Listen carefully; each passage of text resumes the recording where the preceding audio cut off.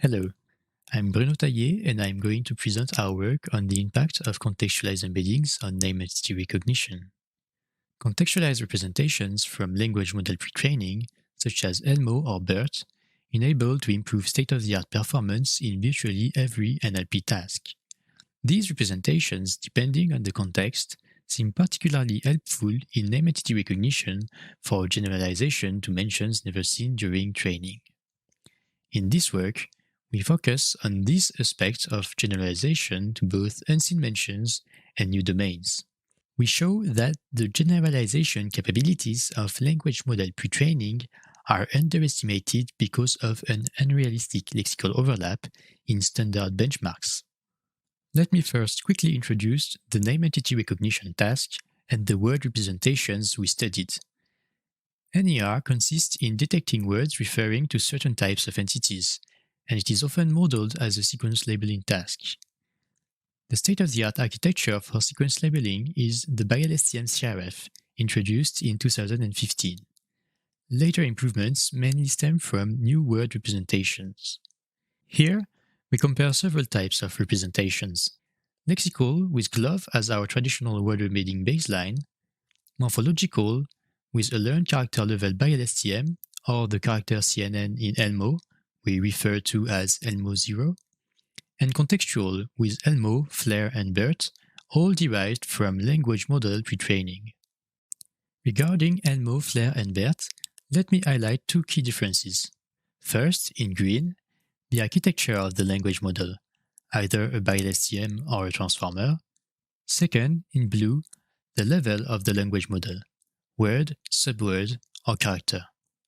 Finally, because language models are frozen in ELMO and FLAIR when learning the NER model, we study the feature-based version of BERT large where the language model is also frozen.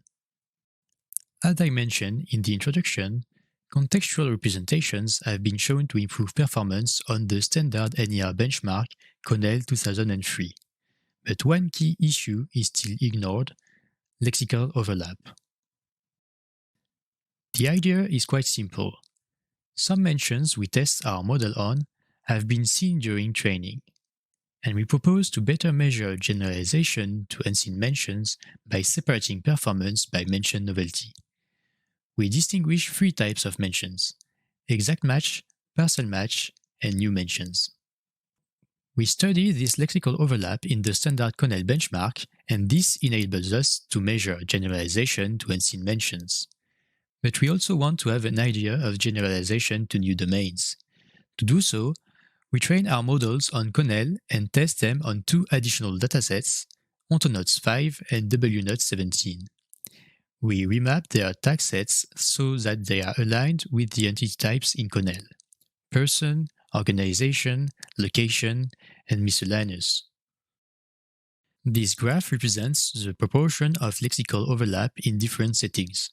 First, in domain, on CONEL, OntoNotes, and WNotes. Note that the star refers to the datasets remapped to fit CONEL types. Then, in the out-of-domain evaluation setting, the overlap between CONEL train sets and OntoNotes or WNote test set. As we can see on both CONEL and OntoNotes, which are the two standard English NER benchmarks, more than half of the test mentions have been seen during training. This seems unrealistic for a real use case where we want to annotate the smallest amount of data and generalize to unseen mentions. On the contrary, the WNote dataset proposes a particularly difficult setting because we observe an overlap even between the news article domain of CONEL's train set and the user-generated WNote test. Let's now move to the experimental part. We compared 6 word representations: GLOVE, GLOVE plus a character BiLSTM, ELMO 0, ELMO, FLAIR, and BERT, on the 3 previously described datasets. I invite you to read the paper for the detailed results, but in the interest of time, I will focus on ELMO's representations. The BiLSTM language model in ELMO is not very different from the BiLSTM in the NER model. Both enable to incorporate contextual information from word representations. Their main difference is in the way they are trained. In order to disentangle both effects, we introduce two settings to remove each of them. First, Elmo0 is the non-contextual representation of Elmo, which enables to remove the contextualization from language model. Second, we replace the NER by LSTM by a linear projection in the map-CRF model to separate the effect of NER contextualization. We do this for Elmo and not BERT or FLAIR, mostly because Elmo's representations are natively word-level. Let's first look at the performance on Conel of our non-contextual baseline map-CRF with Elmo0. As expected, the performance are far better for mentions already seen during training, either exactly or partially, which confirms the lexical overlap bias. We can now observe the effects of the two contextualizations.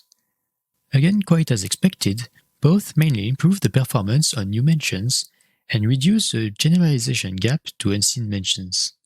We can also see that in domain, the NER contextualization is more beneficial. We can do exactly the same out of domain and observe the opposite effect. The language model contextualization learned on the more generic corpus is more beneficial than the NER contextualization, all the more as the target domain is far from the source.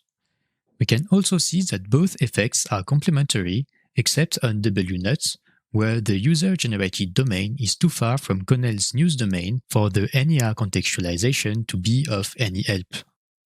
In summary, we propose to better quantify the generalization capabilities of contextualized embeddings from language model pre-training. Our experiments show that they are particularly effective to improve generalization to both unseen mentions and new domains.